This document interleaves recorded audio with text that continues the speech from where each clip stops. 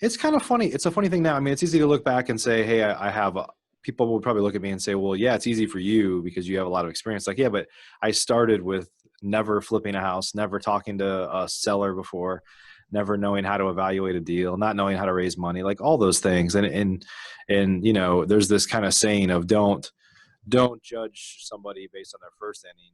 You know, don't compare somebody in the first inning to somebody that's in their seventh inning, right? And it's the same thing. Like you have to start somewhere. And I think, you know, when I talk about this subject, I usually tell people like, no matter how little you think you know more than other people. And if you can find a way to add value and teach them and show them the way or help them get started, or even just provide an opportunity to have somebody to banter with, to talk about like, well, do you know a good resource for that? Or how do you do this? What does that word even mean? Whatever it might be, is there's always people that are kind of further back in the progression than you. And if you can find a way to add value to those people, then one, it improves your network. But two, I've just found that coaching and mentoring has made me a better investor and a better person and a better business person, because, you know, before you go tell somebody how to do something, um, you know, it forces you to think about it more than just than what you might say, well, gosh, how do you do that? And it's like, well, I just do it. It's kind of second nature to me, but let me think about it. And then you start thinking about the steps and you're like, why do I do that? Why don't I do this instead of that? And next thing you know, whatever you're talking about, you're better at it because you had to explain it to somebody else. And so, anyway, in a roundabout way, I think it doesn't matter how much experience you have, there's always people that know less than you. And if you can start to add value to them, it'll make you better. And you just kind of stair step your knowledge and your experience and your network from there. And help give you a little confidence too, right? If you know Yeah. you're a little bit more educated than someone else, or if you already know going into the conversation that you can add some value, you're going to be more confident. And I just find, I mean, right then you stand different and you talk different when you have that little bit more confidence. Right. Right. Yep. No doubt.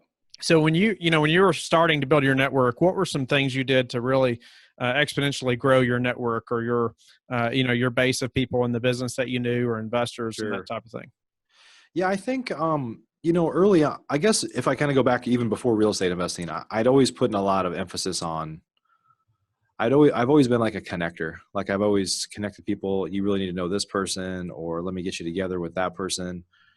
And I've always been that type of person, but just didn't have the context of being an entrepreneur in business. And, you know, what happened is, I think there's a little bit of a learning that happened for me in the business world. When I worked for this multi-billion-dollar company that I talked about, I felt like I was kind of a made man on the inside. And then I lost my job one day. I got fired. And to be honest, and tens of thousands of people ended up getting fired, but I was kind of at the beginning of that. There's a little bit of a longer story to that, as you can imagine. We can talk about it another time. But, you know, I left and the market was trending down. This was kind of 2007-ish, right? Things were starting to change a little bit. And I just felt like when I was on the inside and I had influence, like everybody wanted to be my friend and I could do what I wanted. And then when I was on the outside, I was on the outside. Like there was nobody there to help me. And I just remember kind of feeling disappointed that I feel like I've always put emphasis on my network and it wasn't there to help me. Mm. And I think when I went into business for myself, eventually, in the back of my mind, subconsciously, I'm like, I'm never going to let that happen again. And some of it might've been a little more shallow early on when I was in corporate America. A lot of those relationships are kind of shallow. Like you're there to help people, but there's always an ulterior motive and they have an ulterior motive. And it's just kind of how corporate America tends to work sometimes. Of course, I'm talking about a company that doesn't exist anymore. So maybe that's part of the reason, but yeah, on the outside, I think you just have to find ways, kind of what we were saying, to add value to people. And I think as a self-employed person, as a real estate investor, one of the beauties of that is it's not that I'm asking necessarily for a favor from somebody that doesn't have any benefit from it. It's to find ways to collaborate. And it's like, I can add value to you and you can add value to me. And we start to think about like more of a collaboration where everybody wins, instead of this thing that's like, will you do me a favor? And well, I sure owe you one. And, you know, so now it's more of finding ways to benefit the people that I work with.